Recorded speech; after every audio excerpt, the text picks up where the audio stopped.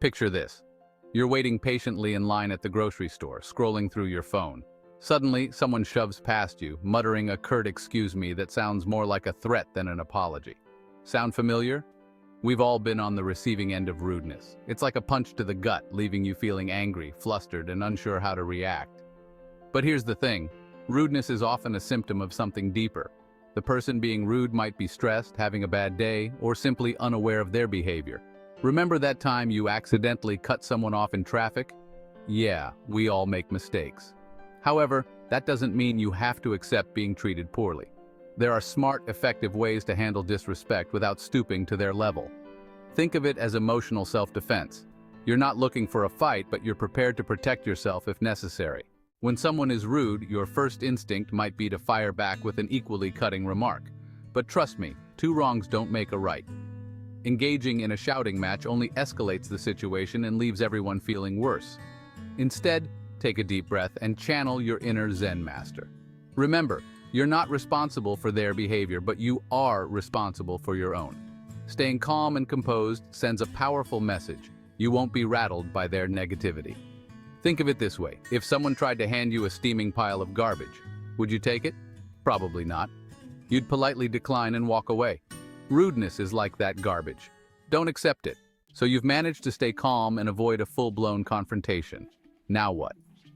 It's time to deploy some de-escalation tactics. These are verbal judo moves designed to neutralize the situation and restore peace, or at least a semblance of it. One effective technique is to simply acknowledge the other person's feelings.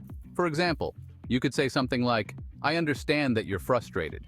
This doesn't mean you agree with them, but it shows that you're listening and trying to see things from their perspective. Another approach is to use humor to diffuse the tension. A well-placed joke can lighten the mood and remind everyone that it's not the end of the world. Just make sure your humor is appropriate and not directed at the other person. Putting on your empathy glasses. Understanding the rude dude. Remember how we talked about rudeness being a symptom of something deeper? This is where empathy comes in. Try to see the situation from the other person's point of view. Maybe they're dealing with a personal crisis or they're just having a really bad day.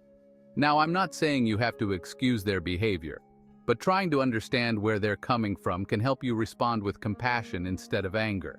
It's like that saying goes, everyone you meet is fighting a battle you know nothing about. Be kind, always. Empathy doesn't mean letting people walk all over you. It simply means recognizing that everyone makes mistakes, and sometimes people behave badly when they're hurting. By choosing compassion, you're taking the high road and setting a positive example. Real-life rudeness remedies, from parking lot squabbles to social media spats. Okay, let's get practical. Here are a few real-life scenarios and how to handle them with grace and style.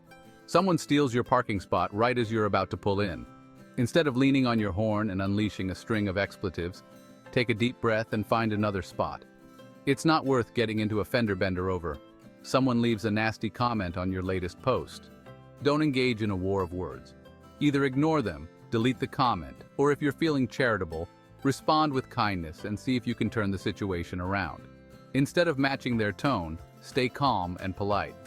Remember, they're probably just as frustrated as you are. In each of these situations, the key is to stay calm, de-escalate the situation, and remember that you're not obligated to tolerate abuse. You've got this. The long game. Why handling disrespect matters. Learning to handle disrespect isn't just about avoiding awkward encounters. It's about building your emotional intelligence and resilience. When you can stay calm and composed in the face of rudeness, you're proving to yourself and others that you're in control of your emotions. This has all sorts of benefits. Letting go of anger and frustration is good for your mental and physical health. Responding to rudeness with kindness can actually strengthen your relationships. When you refuse to be treated poorly, you're setting healthy boundaries and boosting your self-esteem. In a world that can often feel rude and chaotic, choosing kindness and compassion is a revolutionary act. So the next time you encounter disrespect, remember these tips and handle it like a boss. You've got the power to make the world a little bit brighter, one interaction at a time.